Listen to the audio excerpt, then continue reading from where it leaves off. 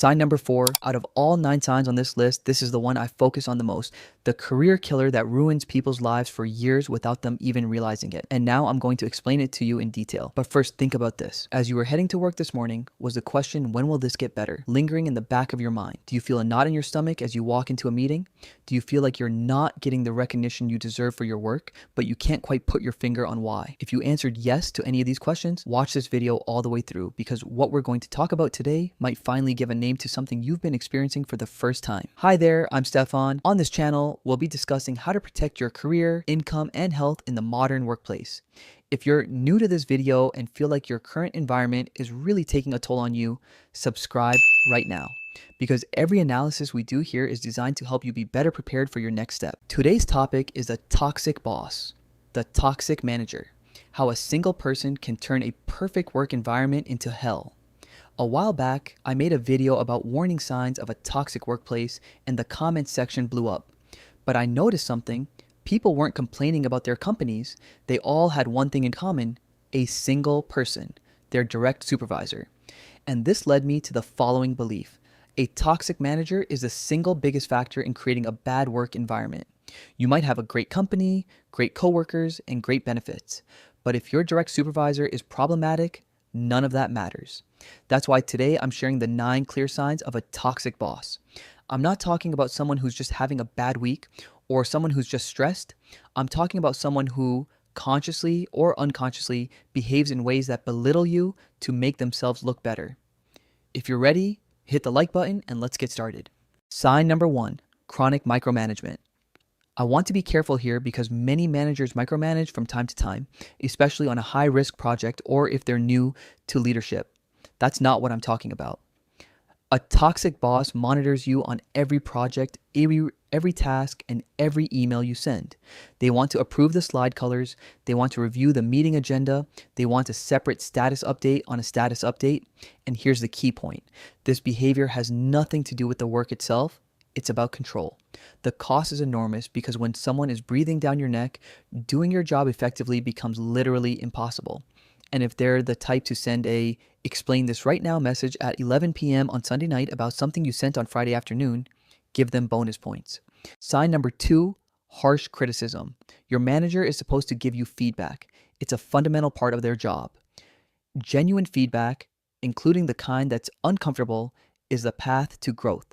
But there's a huge difference between a manager who provides balanced feedback and one for whom every comment is a form of disappointment. Ask yourself this. When was the last time your boss told you you did a really good job, without any reservations, any buts, or any additional criticism? Do they find a thread to pull even when you've done something really well? Does the criticism they give actually make you better, or is it just personal preferences and minor details that no expert would care about? Ongoing criticism that doesn't make you better isn't feedback. It's a slow dripping poison designed to gradually erode your self-confidence. And toxic bosses are very, very good at this.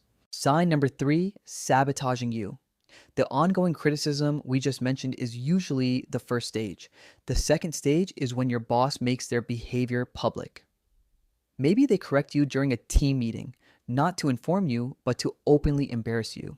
Maybe they question your competence in front of a client, or perhaps they're discussing your work with colleagues using comments that seem joking, but are actually designed to send a much more deliberate message. The result is always the same. Your reputation is quietly eroded and your manager now has a perfect cover for micromanagement.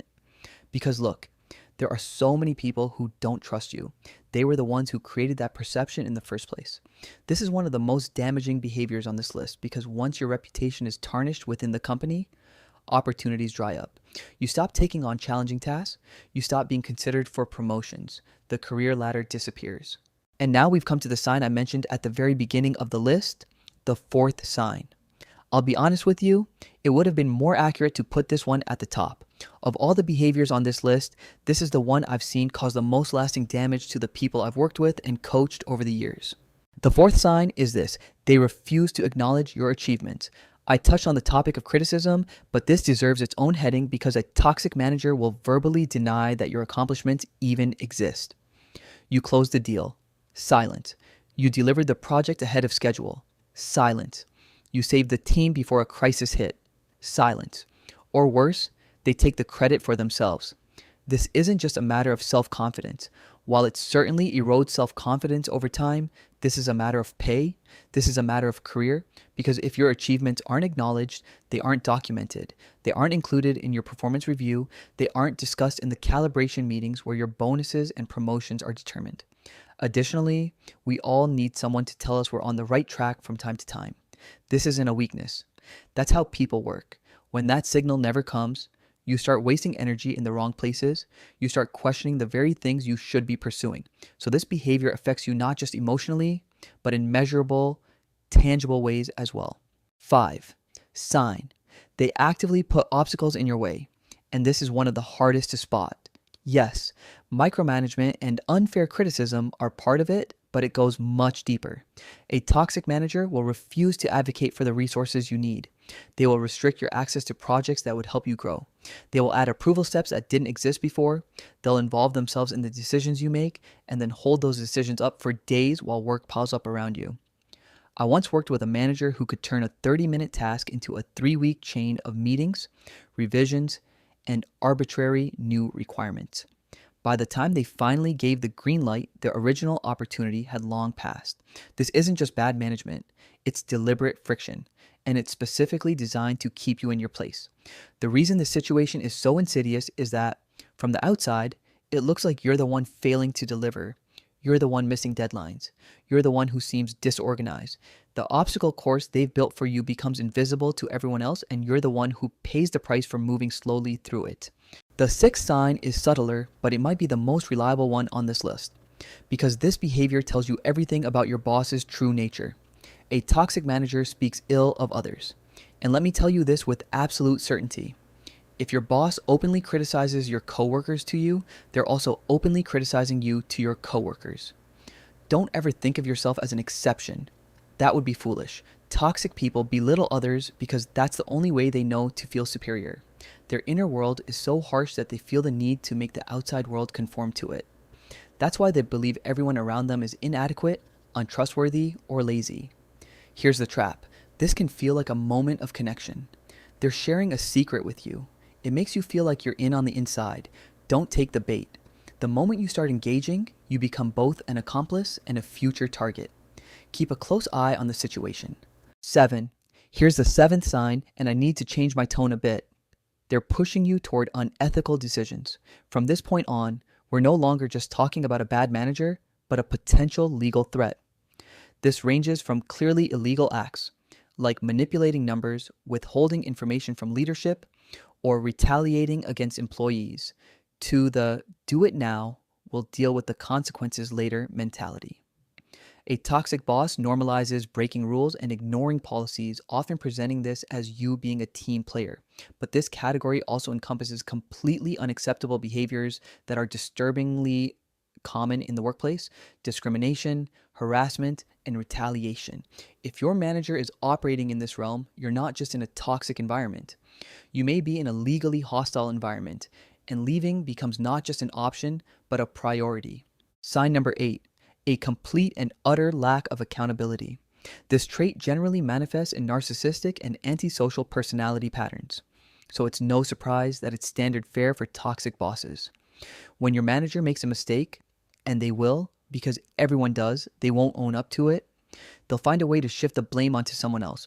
Sometimes it will be a colleague, sometimes a supplier, sometimes it will be you.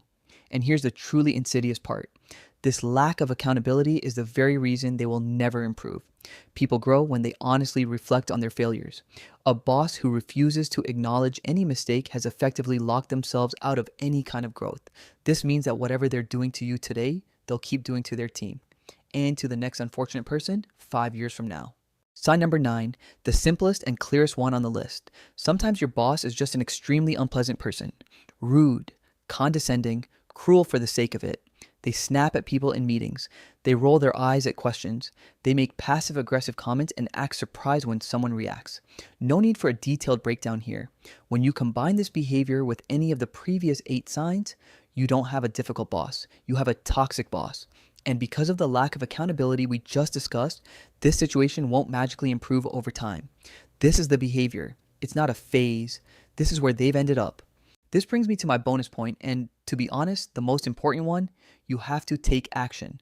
Whether it's transferring to a different team, finding a different department, or launching a full scale job search to leave the company entirely, doing nothing is not a neutral option. Staying in a toxic environment under a toxic manager has real, measurable effects on your physical health, sleep, relationships, and overall mental well being. The longer you stay, the more you begin to internalize their version of who you are. And that's the version that's harder to shake off even after you've left. I have other videos on strategies for leaving a job and interview preparation. Check those out if you need to. But as you're planning your next move, I want you to take action right now. Actively cultivate positivity outside of work. When you spend more than 40 hours a week in a negative environment, you need to consciously incorporate the exact opposite into your evenings and weekends. Walks, hobbies, friends, funny TV shows, music. Anything that resets your nervous system and reminds you that the rest of the world isn't actually your office. This isn't optional. You'll get through the time until you leave this way. And when you enter a healthy environment, you'll truly recognize it as healthy, rather than waiting for the other shoe to drop. If this video helped you put a name to what you're going through, hit the like button so it reaches more people who need to see it right now. Let me know in the comments which part resonated most with you. And if you haven't subscribed yet, subscribe. See you in the next video.